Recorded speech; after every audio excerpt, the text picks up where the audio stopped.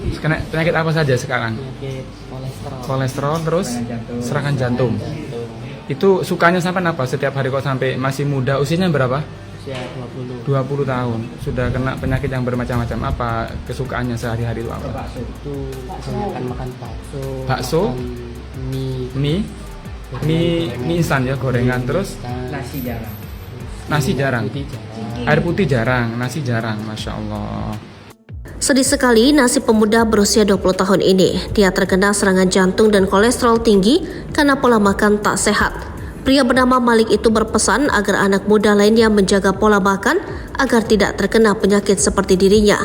Kisah Malik itu viral setelah diunggah akun TikTok David the Dove. Dalam video tersebut tampak seorang pemuda yang mengenakan kaos lengan pendek motif garis putih dan hijau. Pemuda itu tengah diantar ibunya periksa ke dokter. Saat ditanyai oleh perekam video, pemuda bernama Malik itu mengaku jika mengalami serangan jantung dan kolesterol. Saat ditanya lebih lanjut, dirinya mengaku sering mengonsumsi bakso dan mie instan. Sedangkan dirinya jarang makan nasi dan mengonsumsi air putih.